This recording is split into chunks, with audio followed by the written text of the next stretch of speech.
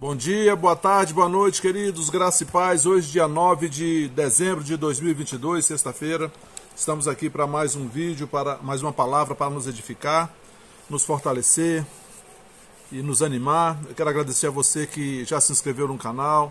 Se você não está inscrito, junte-se a nós, vai ter uma expressão aqui embaixo, inscrever-se, clique lá e acione o sino de notificações com todas, porque aí todas as vezes que sair uma nova notificação, um novo vídeo, você é notificado e você pode desfrutar da palavra, amém?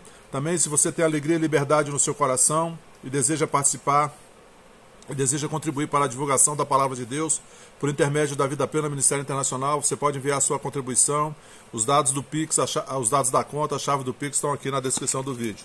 Também a gente não está orando pelos pedidos que nos são enviados aqui de oração no vídeo, para não ficar muito extenso o vídeo. A gente ora fora do vídeo, tá bom?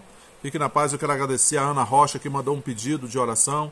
Ana, a gente já está orando pelo Brasil, já tem alguns anos já, graças a Deus, e a gente vê tudo isso que está acontecendo como resposta de Deus, e a gente vai continuar firme aqui. Obrigado pela sua sugestão, tá bom?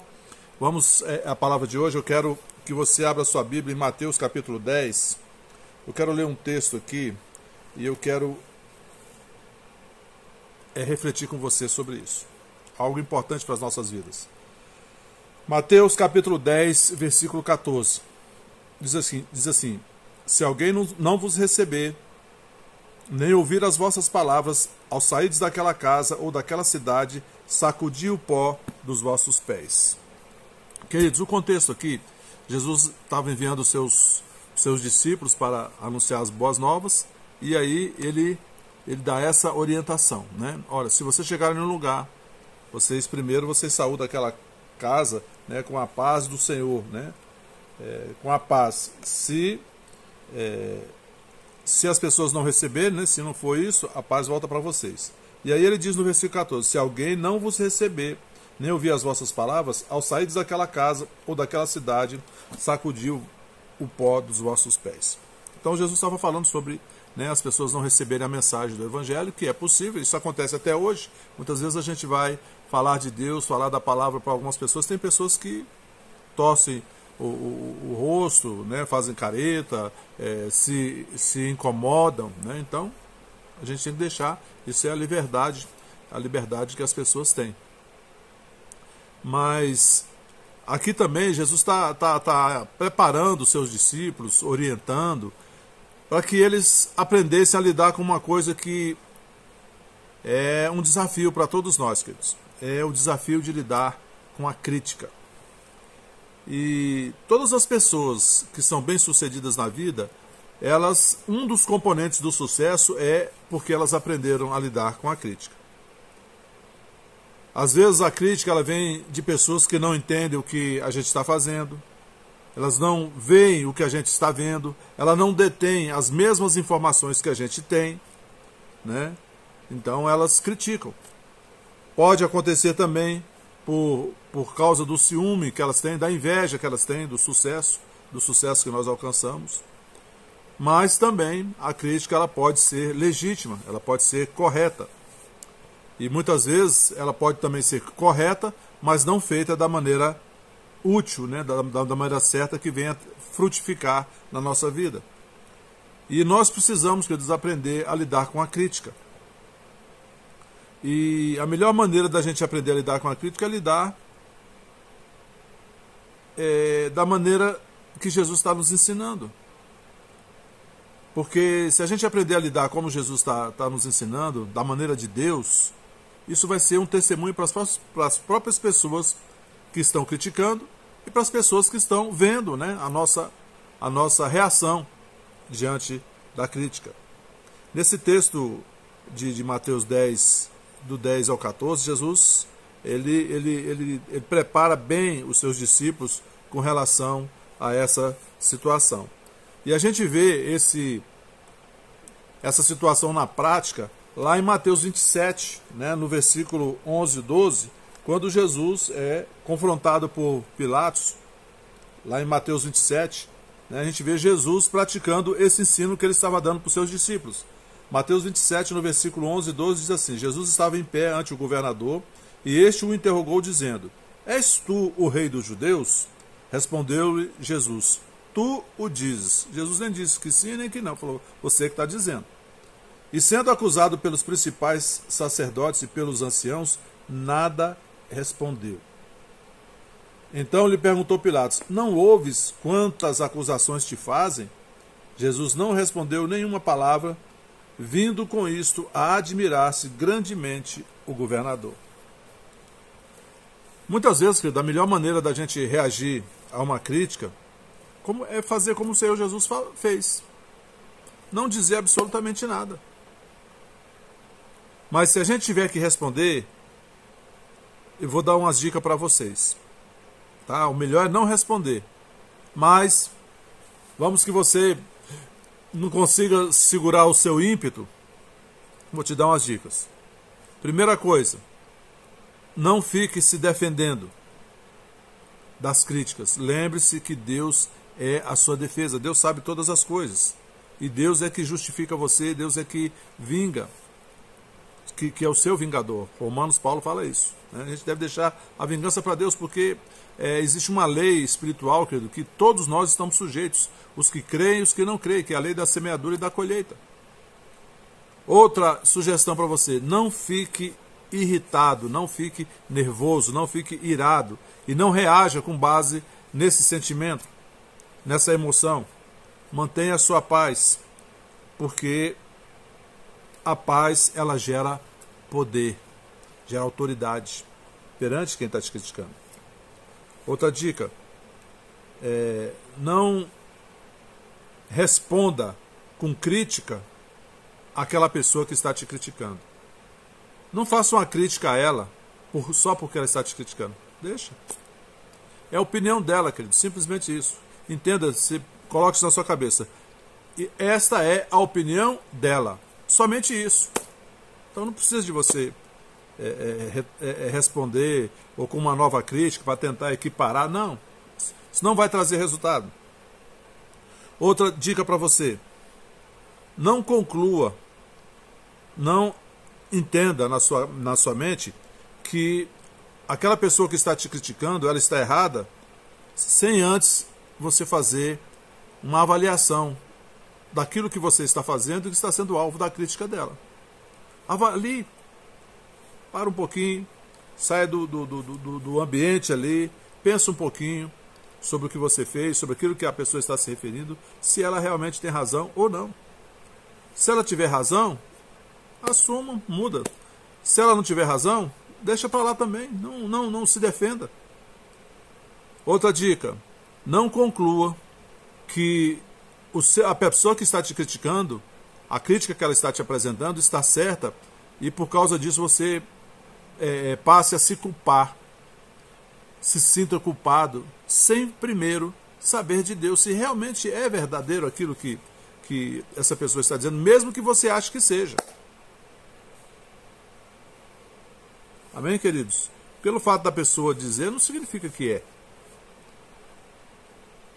Por último, agradeça aquela pessoa que está te criticando, porque muitas vezes a gente não consegue enxergar aonde a gente está errando.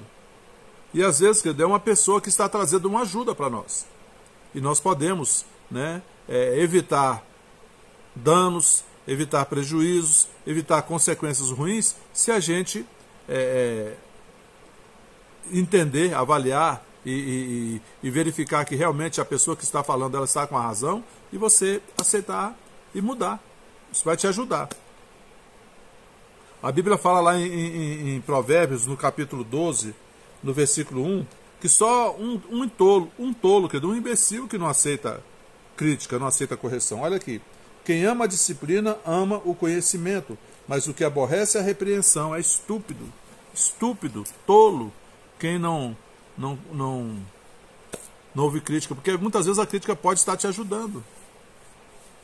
Eu sei que é difícil, querido. Muitas vezes é difícil a gente aceitar uma crítica, porque a gente pensa assim: poxa, eu estou aqui fazendo isso, me esforçando, estou colocando toda a minha capacidade, as minhas condições, os meus recursos aqui, e a pessoa vem e simplesmente aponta um defeito esse, um defeito aquele, a gente se sente injustiçado, né? Mas não pense assim, querido.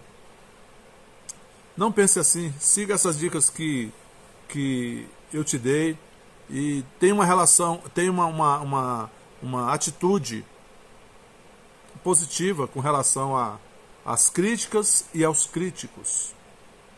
Agora, pare um pouquinho e pense comigo. Reflita comigo. Você tem problema em ouvir uma crítica?